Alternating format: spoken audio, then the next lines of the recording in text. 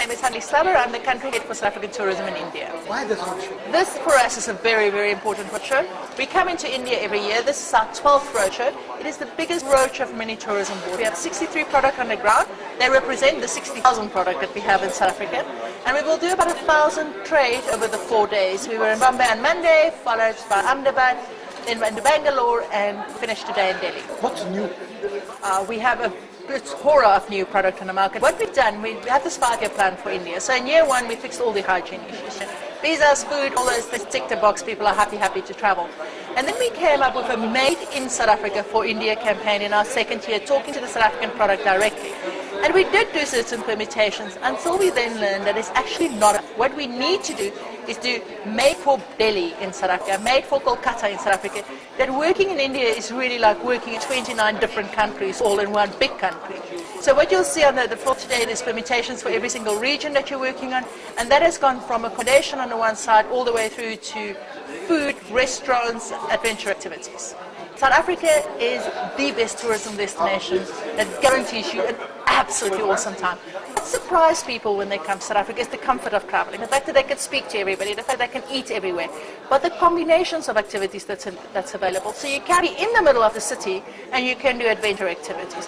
But there are so much to choose from. You know, with 60,000 products, it doesn't matter what you want to do, where you want to do it, and what price range you want to do it, we would be able to assist you. And that's what really, really surprised people. The moment they think they've done safari, they rediscover that when they can do vet safaris, they can do hot air balloon safaris. There's always that something extra that you didn't know about. Nightlife in South Africa is an interesting one because it is so dependent on the city that you're at.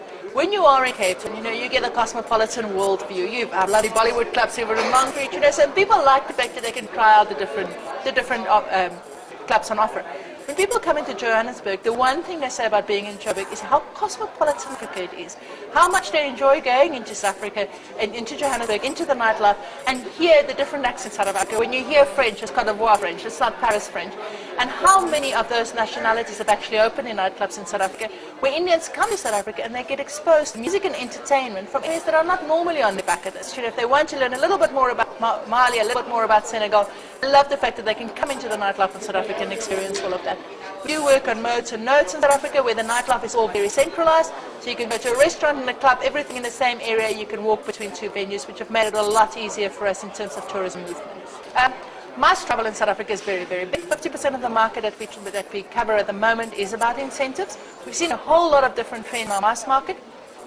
From our side, from South African tourism side, we've simplified the MICE visa, so it's a lot easier now to get the MICE visa. The whole episode takes 5 working days. We also have a national convention bureau inside South African tourism that will assist you from everything from bidding to the conference to spouses programs and what you're on the ground in South Africa and how to handle everything from technicalities to welcoming choirs. We have seen a little bit of a change in the MICE request from India. When people are taking their clients to South Africa, we've seen the companies are asking for something that is specific to them, something that their clients cannot buy, that their clients cannot reproduce. One of the things we've done lately is doing dinner in Newlands Cricket Stadium, you know, with Gary Kirsten as a host. When people take their own staff on an incentive for a conference, they want to achieve something. It's no more just a holiday. They come back, they say, we want to have better communications, we want to have a better handle on risk management, whatever the challenge in their companies are at the moment. And we love working with them because we can use South African suppliers, we can use South African speakers, and just enhance that whole visit to South Africa for them. The third category of MICE that we get quite a lot of inquiries from South Africa is when you have top management, where they want to go and do a brainstorming session, they need to go and do a new strategic planning session, and they literally want to talk about the 24 hours of the day. They tend to take over the complete game lodge, where they can talk in the boardroom, on the game drive vehicles, to the campfire, everywhere they go. They can talk quite freely, and they don't have to worry about anybody else overhearing them. What we find a lot with those small corporate groups, they would often ask some of their South African counterparts for dinner. It's not an after dinner speech. It's literally they want to talk to some of our people in the same industry over dinner and share ideas about how we've done it, how they're doing it, and see if they can come up with something new and innovative. Indian honeymooners are quite different to the world's honeymooners. You know, normally when we sell a honeymoon package, we go all for privacy and you're going to be on your own. With our Indian couples, what we find is they want to do a lot of activities. We know that adventure sells really, really well in India, and our honeymoon couples are some of the most adventurous interest couples we've seen. I think people feel that, once they've thrown themselves off a 700-feet bridge together, they're cemented for life. If they can survive that, they're going to survive everything. But we do get the itineraries is a lot more action-packed than anywhere else that we get in the world. We obviously do get a lot of honeymooners, and we love them. It's nice when we get the wedding as well, but if you're only going to give us the honeymoon, we're not saying no. I think from South Africans, South African tourism, and everybody else in the country, we would like to say we can't wait to welcome you. We can't wait to share with you what we have.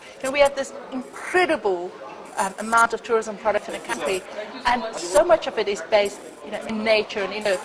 And we know very well that we are not the owners of these products. We are simply the custodians of it. We are the cradle of humankind. That's where all of us come from originally.